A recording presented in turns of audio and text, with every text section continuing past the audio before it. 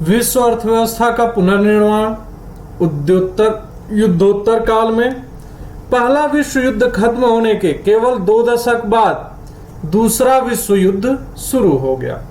तो देखिए, इस टॉपिक का मेन मकसद जो है, इस पॉइंट का जो आपको दिया गया है, यानी जो अभी तक हम देख रहे हैं उसमें यह कहा जा सकता है कि विश्व अर्थव्यवस्था युद्ध के पश्चात, क्योंकि यहां पे युद्धोत्तर काल लिखा हुआ है, युद्धोत्तर काल का मतलब होता है युद्ध के उत्तर काल का। इसमें क्या करेंगे, हम अध्ययन करेंगे युद्ध का उत्तर काल क्या होगा, यानी युद्ध के पश्चात विश्व अर्थव्यवस्था का निर्माण कैसे हुआ। आइए देखते हैं। पहला विश्व युद्ध खत्म होने के केवल 2 दशक बाद दूसरा विश्व युद्ध शुरू हो गया। 2 दशक समझ ही रहे हैं आपको पता ही है, 20 वर्ष बाद फिर क्या हुआ, दूसरे विश्व युद्ध की घोषणा हो गई। कारण, जो मेन कारण के रूप में हम देखते हैं वो क्या था, तानाशाह हिटलर का उदय। यह युद्ध भी 2 बड़े खेमों के बीच था। एक गुट में धुरी शक्तियां जो मुख्य रूप से नात्सी, जर्मनी, फ्रांस और इटली थी। दूसरा खेमा मित्र राष्ट्रों का, जिसमें ब्रिटेन, सोवियत संघ, फ्रांस और अमेरिका के नाम से जाना जाता था। 6 साल तक चला यह युद्ध जमीन, हवा और पानी में असंख्य मोर्चों पर लड़ा गया। तो आपको पता ही है कि पहले विश्व युद्ध में हमने स्थितियां देखी थी, तो दूसरे विश्व युद्ध में भी वही स्थितियां चल रही थी और सभी तरह से युद्ध लड़े जा रहे थे। यानी वायुयानों का भी बेहतर प्रयोग किया जा रहा था, सर्वाधिक प्रयोग किया जा रहा था। यदि हम कहें जमीन पे टैंकों का या मिसाइलों का प्रयोग कहें तो वो भी सर्वाधिक था, और जल स्रोतों के द्वारा भी युद्ध लड़ा जा रहा था। यानी नौका के युद्ध भी, नौकायान द्वारा भी युद्ध लड़े जा रहे थे। इस युद्ध में मौत और तबाही की कोई हद बाकी नहीं बची थी। क्यों? क्योंकि पहला विश्व युद्ध हो चुका था, दूसरा विश्व युद्ध लड़ा जा रहा था। लेकिन अब आपको पहले भी विश्व युद्ध में आपने देखा कि क्या थे, हालात बहुत ही बिगड़ गए थे। लोगों के मरने की कोई गिनती नहीं थी। मृत्यु ऐसे लग रहा था जैसे कोई उत्सव मनाया जा रहा है, मृत्यु देने और मृत्यु लेने का। ठीक है, तो उसी प्रकार से यह भी युद्ध लड़ा जा रहा था। माना जाता है इस जंग के कारण प्रत्यक्ष या अप्रत्यक्ष रूप से करीब 6 करोड़ लोग मारे गए। ठीक है, यह 1939 की वैश्विक जनसंख्या का लगभग 3% था। करोड़ों लोग घायल हुए। अभी मरने वालों की गिनती क्या थी, सिर्फ 6 करोड़ थी, जो पूरे विश्व की जनसंख्या का कितना प्रतिशत था, 3% था। ठीक है, उसके बाद से घायल, भाई युद्ध में मृत्यु को सिर्फ 6 करोड़ लोग तो प्राप्त हुए, और भी ऐसे लोग थे जो क्या थे, पूरी तरह से असहाय हो चुके थे, घायल हो चुके थे, उनके अंग भंग हो चुके थे, उनके चलने फिरने की स्थिति नहीं थी, कुछ करने की स्थिति नहीं थी। किसी का सर कट गया, किसी का पैर कट गया, किसी का पूरा शरीर ही क्षतिग्रस्त हो गया। ये युद्ध की भयानक दुर्दशा थी। अब तक के युद्धों में मोर्चे पर मरने वालों की संख्या ज्यादा होती थी। इस युद्ध में ऐसे लोग ज्यादा मरे जो किसी मोर्चे पर लड़ नहीं रहे थे। यानी इस युद्ध में क्या हो रहा था कि जो मिसाइलों का प्रयोग हो रहा था वह ज्यादातर ऐसे नागरिकों के ऊपर हो रहा था जो क्या थे, निर्दोष थे, बेगुनाह थे। मान लीजिए यदि भारत किसी अन्य राष्ट्र के साथ युद्ध लड़ रहा हो और सेना पर आर्मी तो युद्ध लड़ रही है, मोर्चों पे क्या था, गोला बारूद तो चल रहे हैं, लेकिन अगर शहर के अंदर कोई विस्फोटक पदार्थ पहुंच गया तो क्या होगा, निर्दोष लोग ही तो शहर के मारे जाएंगे। समझ सकते हैं आप इस बात को। यूरोप और एशिया के विशाल भूभाग तबाह हुए, कई शहर हवाई बमबारी या लगातार गोलाबारी के कारण मिट्टी में मिल गए। इस युद्ध ने बेहिसाब आर्थिक और सामाजिक तबाही को जन्म दिया। ऐसे हालात में पुनर्निर्माण का काम क्या है, कठिन और लंबा साबित होने वाला था। भाई अब फिर से दोबारा से अगर विश्व युद्ध लड़ा जाने लगेगा तो क्या होगा, स्थिति बहुत ही दयनीय होगी।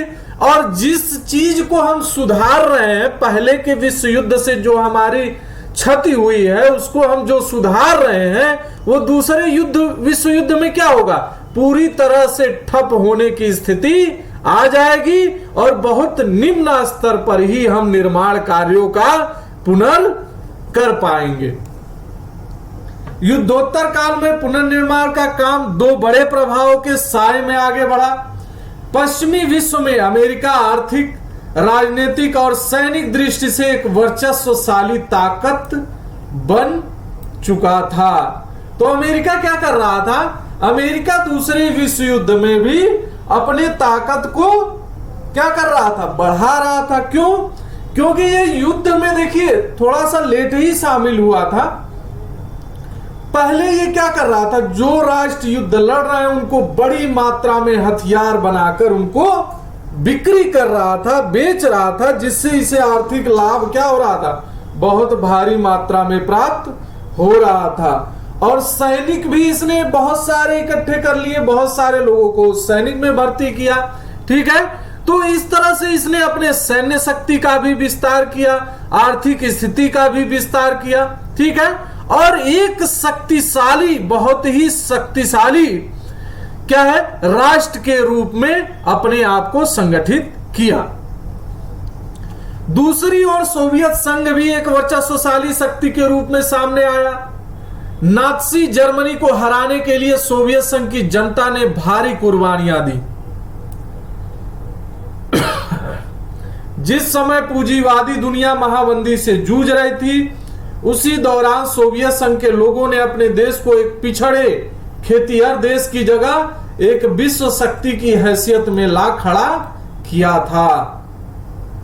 ठीक है, तो देखिए यहां भी क्या हो रहा था, जिस समय लोग आर्थिक मंदी से जूझ रहा था पूरा विश्व, ठीक है, उस समय सोवियत संघ के लोग क्या कर रहे थे, ये अपनी निजी आवश्यकताओं को कम से कम पूरा करते हुए ज्यादा से ज्यादा किसके हित में कार्य कर रहे थे, राष्ट्र के हित में अपने कार्य कर रहे थे। यानी ज्यादा से ज्यादा यह रसिया के क्या कर रहा था, सरकार के लिए कार्य कर रहे थे।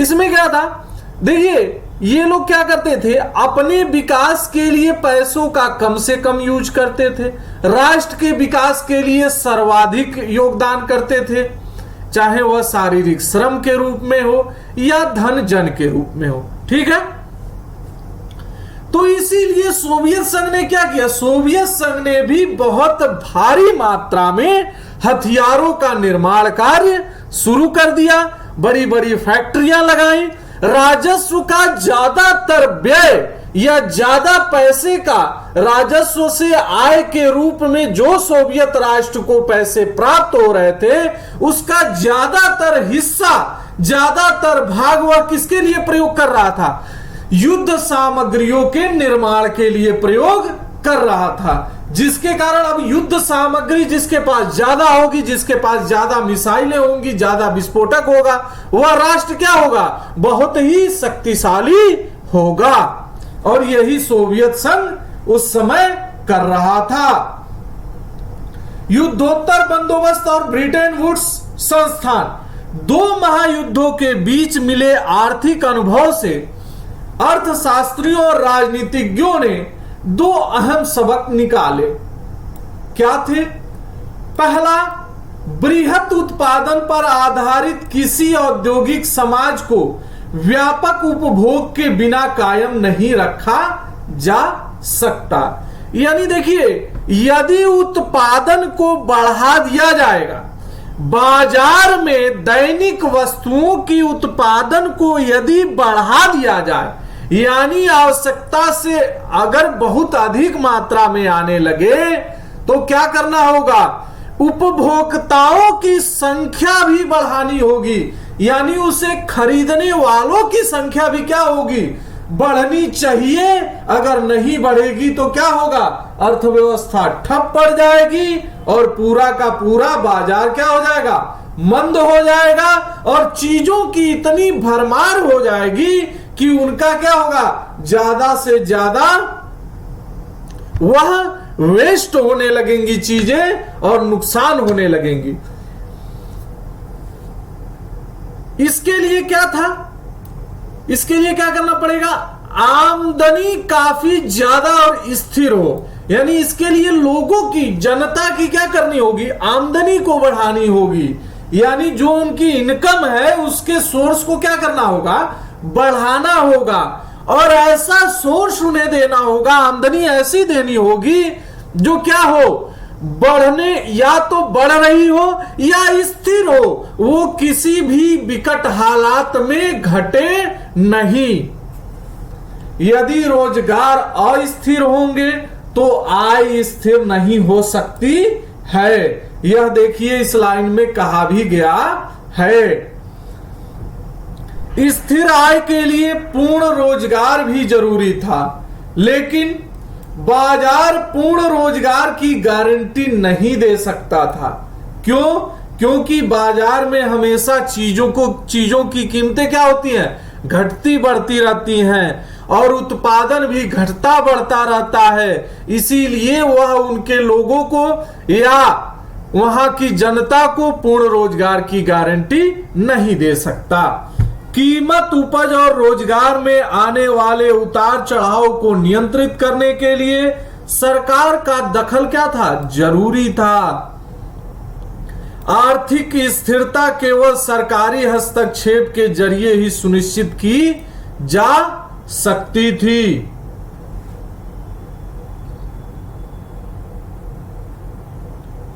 दूसरा सबक बाहरी दुनिया के साथ आर्थिक संबंधों के बारे में था।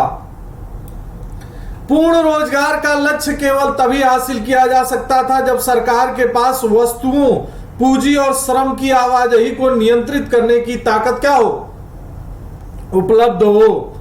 यानी क्या हो, उत्पादन को भी वह नियंत्रित कर सके, ऊपर से क्या कर सके, वह वस्तुओं, लोगों के रोजगार को भी नियंत्रित कर सके और जो उस वस्तुओं के उत्पादन में जो पूंजी लगाई जा रही है उसे भी क्या कर सके, ज्यादा से ज्यादा नियंत्रित कर सके। तभी ऐसा कर पाना संभव है। संक्षेप में, युद्धोत्तर अंतरराष्ट्रीय आर्थिक व्यवस्था का मुख्य उद्देश्य यह था कि वह औद्योगिक विश्व में आर्थिक स्थिरता एवं पूर्ण रोजगार बनाए रखा जाए। इस फ्रेमवर्क पर जुलाई 1944 में अमेरिका स्थित न्यू हैम्पशायर के ब्रेटन वुड्स नामक स्थान पर संयुक्त राष्ट्र मौद्रिक एवं वित्तीय सम्मेलन में सहमति बनी थी। ठीक है, यह सम्मेलन कहां हो रहा था, ब्रिटेन वुड्स में हुआ था।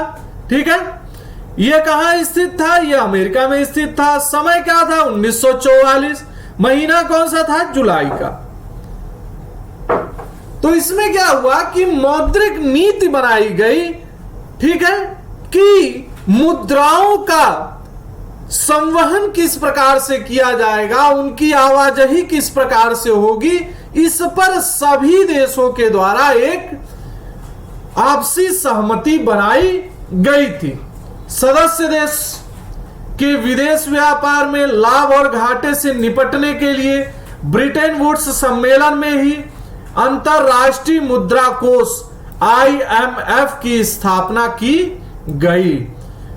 ठीक है, तो ब्रिटेन वुड्स सम्मेलन में ही किसका निर्माण किया गया, सबसे बड़ी अंतरराष्ट्रीय संस्था IMF का निर्माण किया गया। इसी निर्माण में हम देखते हैं IMF आपका आज भी देखिए जैसे आपका WHO है, ठीक है, या IMF है, ये संस्थाएं आज भी कार्यरत है, आज भी यह उसी तरह से अपने कार्य को कर रही थी जिस उद्देश्य के लिए इनका निर्माण किया गया था। ठीक है,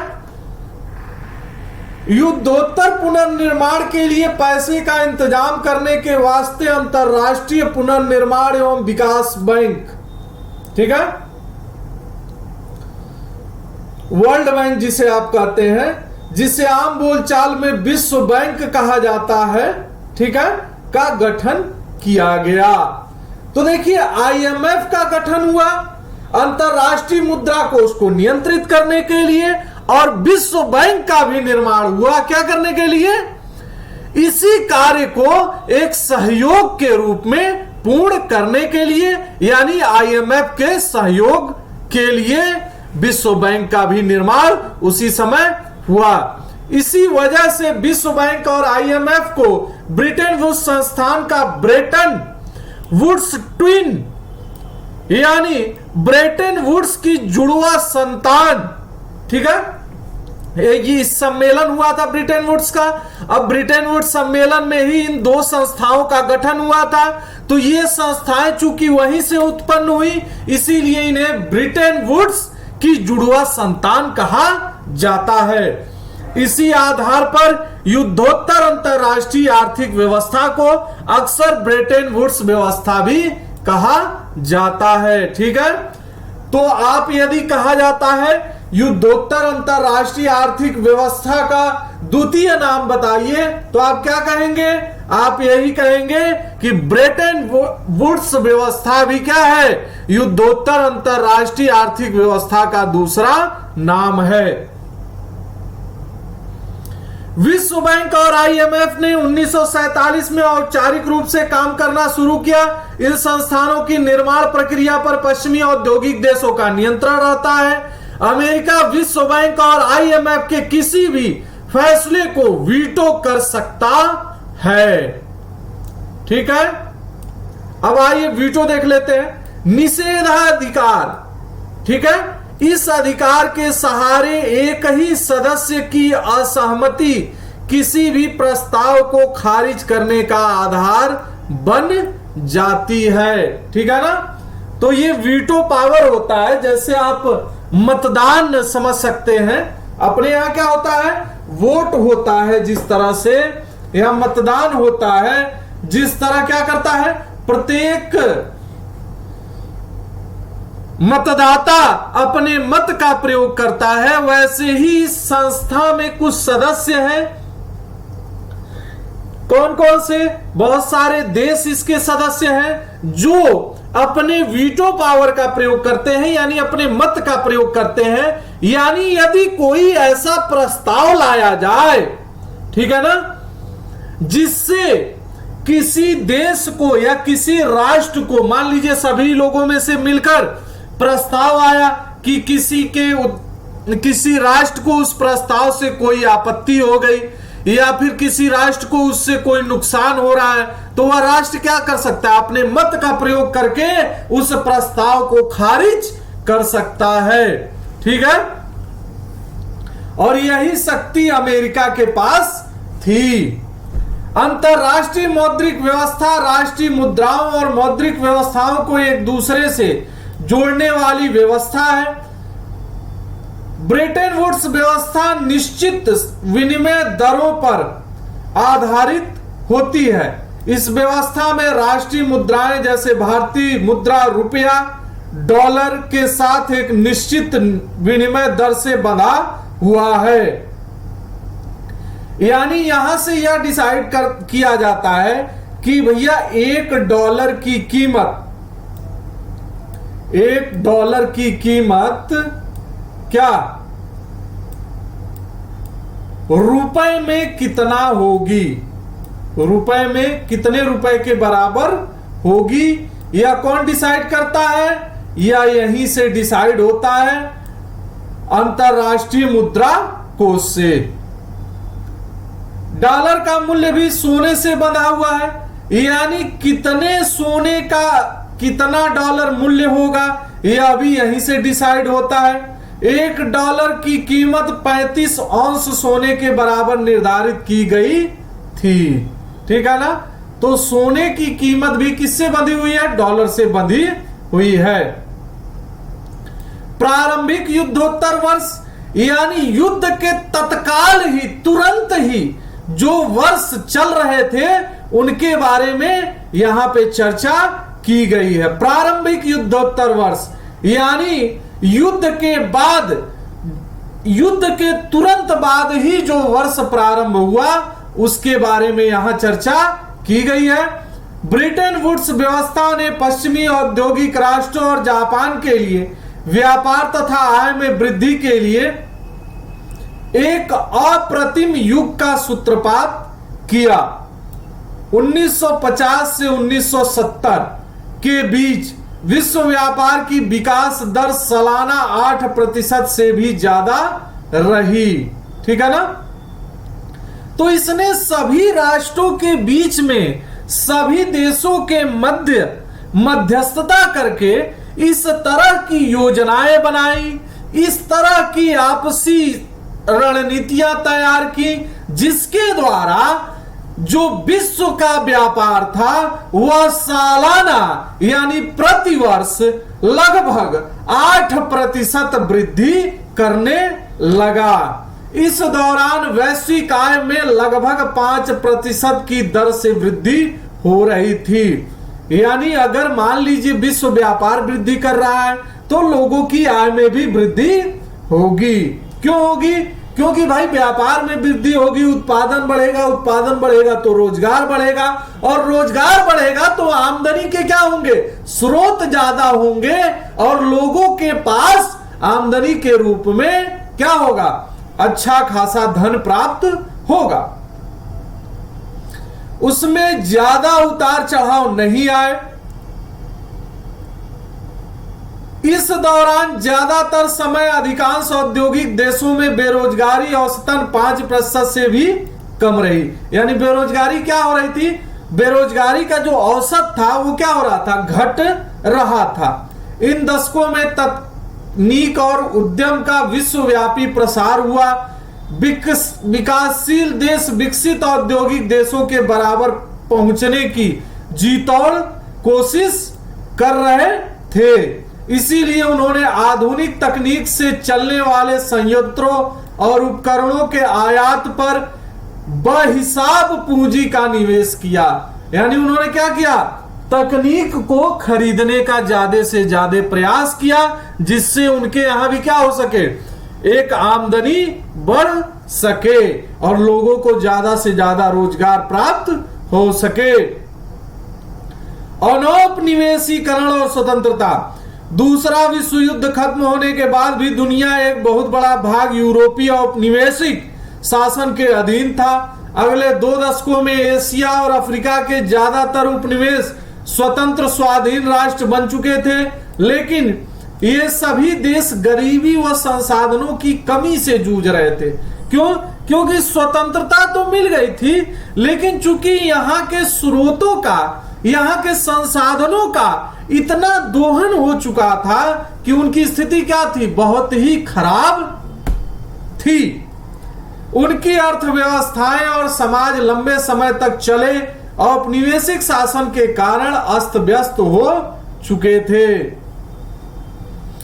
IMF और विश्व बैंक का गठन तो औद्योगिक देशों की जरूरतों को पूरा करने के लिए ही किया गया था। यह संस्थान भूतपूर्व उपनिवेशों में गरीबी की समस्या और विकास की कमी से निपटने में दक्ष नहीं थे, लेकिन जिस प्रकार यूरोप और जापान ने अपनी अर्थव्यवस्थाओं का पुनर्गठन किया था, उसके कारण ये देश IMF और विश्व बैंक पर बहुत निर्भर भी नहीं थे। इसी कारण 50 के दशक के आखिरी सालों में आकर ब्रेटन वुड्स संस्थान विकासशील देशों पर भी पहले से ज्यादा ध्यान देने लगे। क्यों? क्योंकि भाई IMF का उद्देश्य रखा गया था कि वह क्या करेगा? राष्ट्रों का विकास करेगा और ज्यादा से ज्यादा उन्हें क्या करेगा? उनकी अर्थव्यवस्था को वृद्धि प्रदान करेगा।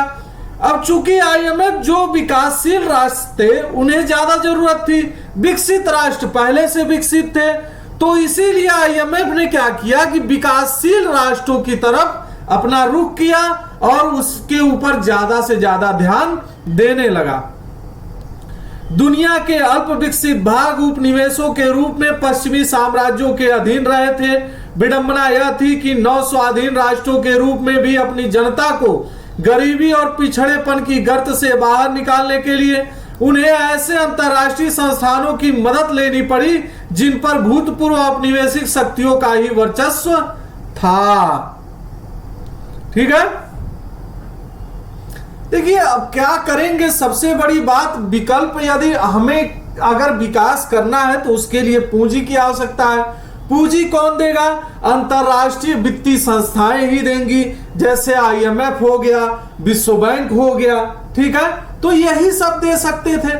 चूंकि इनका जो इनकी उत्पत्ति हुई थी वह उन्हीं राष्ट्रों से हुई थी जिन राष्ट्रों ने हमें क्या बनाया था, अपना उपनिवेश बनाया था। लेकिन अब चूंकि हमें विकास करना है इसलिए हमें इनकी सहायता लेनी पड़ेगी।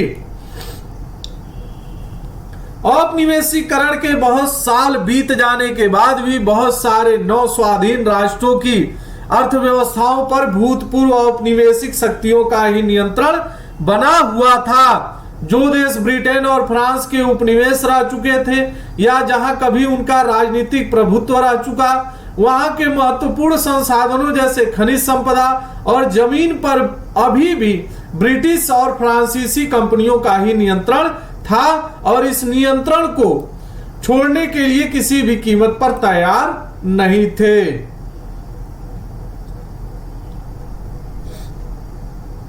कई बार अमेरिका जैसे अन्य शक्तिशाली देशों की बहुराष्ट्रीय कंपनियां भी विकासशील देशों के प्राकृतिक संसाधनों का बहुत कम कीमत पर दोहन करने लगती थी।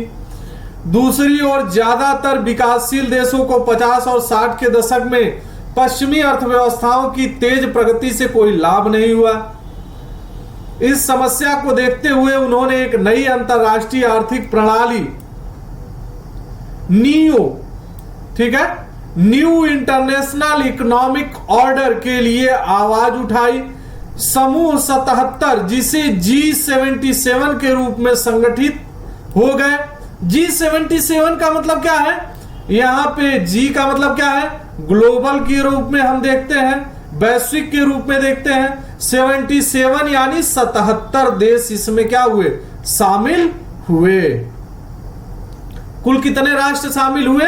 77, जिसमें उन्हें अपने संस्थानों पर सही मायने में नियंत्रण मिल सके, जिसमें उन्हें विकास के लिए अधिक सहायता मिले, कच्चे माल की सही दाम मिले और अपने तैयार मालों को विकसित देशों के बाजारों में बेचने के लिए बेहतर पहुंच मिले। ठीक है, अब आइए देखते हैं ब्रेटन वुड्स का समापन और वैश्वीकरण की शुरुआत। सालों की स्थिर और तेज वृद्धि के बावजूद युद्धोत्तर दुनिया में सब कुछ सही नहीं चल रहा था। 60 के दशक से ही विदेशों में अपनी गतिविधियों की भारी लागत ने अमेरिका की वित्तीय और प्रतिस्पर्धी क्षमता को कमजोर कर दिया। तो यहां पे क्या होगा? हमें अमेरिका की कमजोरी दिखाई देती है। क्या कारण रहे?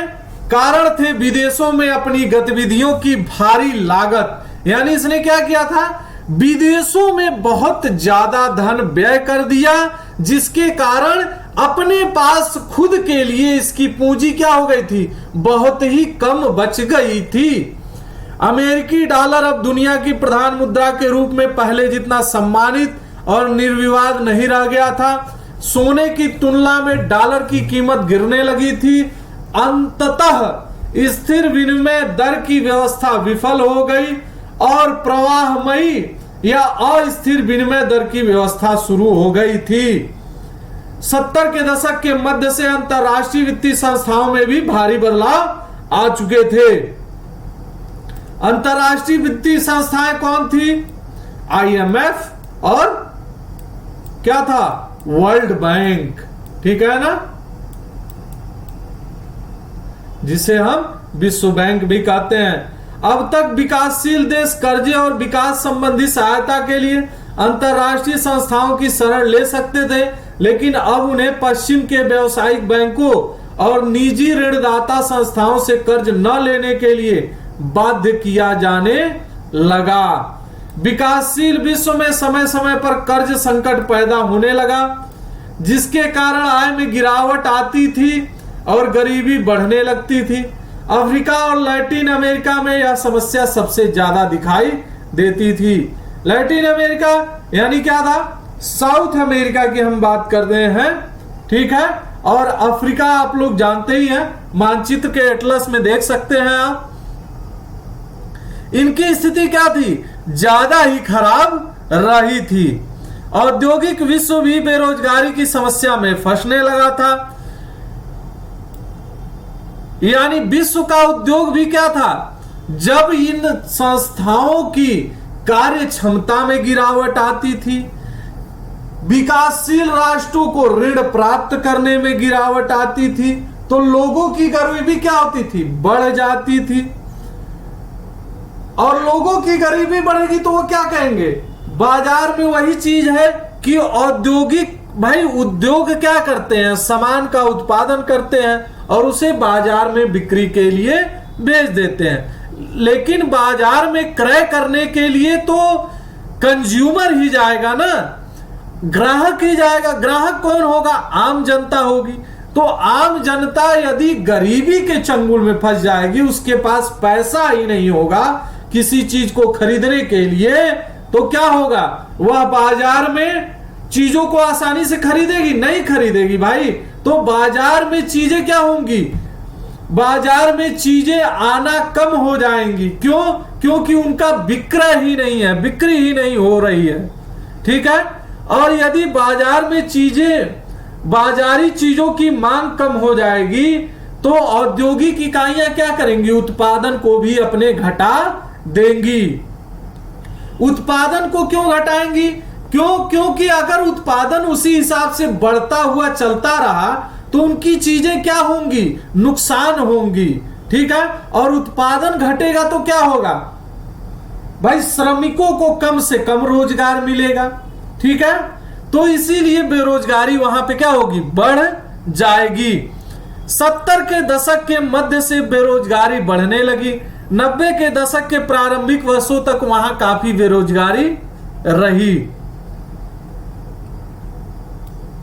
70 के दशक के आखिर सालों में बहुराष्ट्रीय कंपनियां भी एशिया के ऐसे देशों में उत्पादन केंद्रित करने लगी जहां क्या था, वेतन कम। बहुराष्ट्रीय कंपनियां ऐसे राष्ट्रों में अपना निवेश करने लगी, यानी एशियन कंट्री जो थे, जो क्या कर रहे थे, विकासशील होने का प्रयास कर रहे थे, इनकी तरफ इन्होंने अपना ध्यान ज्यादा से ज्यादा केंद्रित किया। चीन 1949 यानी 1949 की क्रांति के बाद विश्व अर्थव्यवस्था से अलग थलग ही था, परंतु चीन में नई आर्थिक नीतियां और सोवियत खेमे के बिखराव तथा पूर्वी यूरोप में सोवियत शैली की व्यवस्था समाप्त हो जाने के पश्चात बहुत सारे देश दोबारा विश्व अर्थव्यवस्था का अंग बन गए। क्यों, क्योंकि यह, और चूंकि पहले क्या था, एक दो देश उन्हें लीड कर रहे थे, तो जब इनसे आपस में बिखराव हुआ, मनमुटाव हुआ, तो ये देश क्या हो गए, वापिस जाके, मान लीजिए सोवियत संघ के साथ कौन था, सोवियत संघ किसको लीड कर रहा था, चीन को लीड कर रहा था। अब चीन और सोवियत संघ में यदि बिखराव की स्थिति आएगी तो ये क्या करेंगे, ये जाके फिर आईएमएफ के साथ जुड़ जाएंगे, यानी अंतरराष्ट्रीय संस्थाओं के साथ जुड़ जाएंगे। तो वही इन्होंने किया।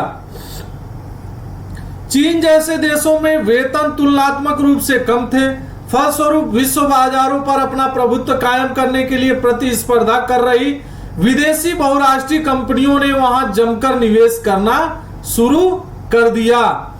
क्या आपने इस बात पर ध्यान दिया कि हमारे ज्यादातर टेलीविजन, मोबाइल फोन और खिलौने चीन में बने होते हैं? तो देखिए, यहां समझ लीजिए कि चीन में क्या हो रहा है कि चीन में लोगों को वेतन कम मिल रहा है, काम करने के लिए वेतन कम मिल रहा है।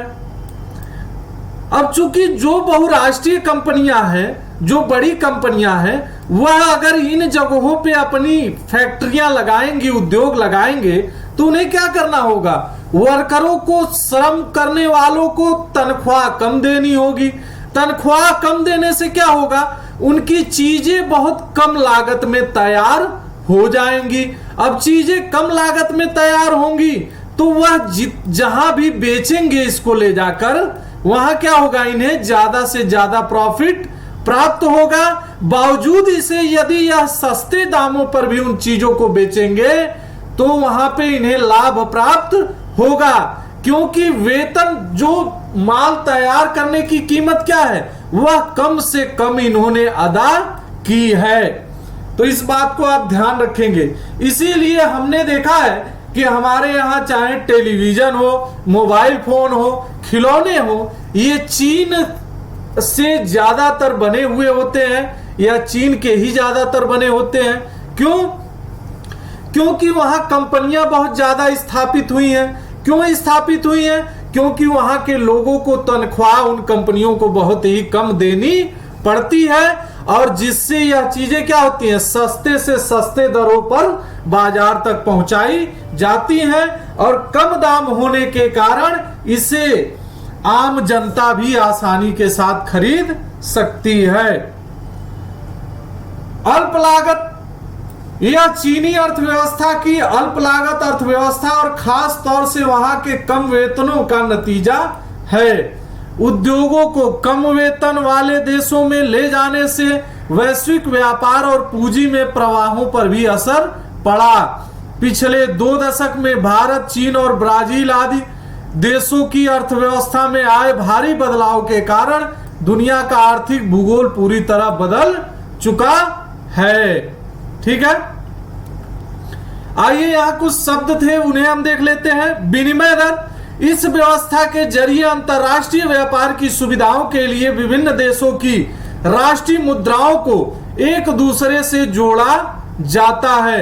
मोटे तौर पे विनिमय दर 2 प्रकार की होती है, एक स्थिर विनिमय दर होती है और एक परिवर्तनशील विनिमय दर होती है। परिवर्तनशील क्या होगा, जो समय समय पर इसमें परिवर्तन किए जा सके, वही परिवर्तनशील विनिमय दर होगा।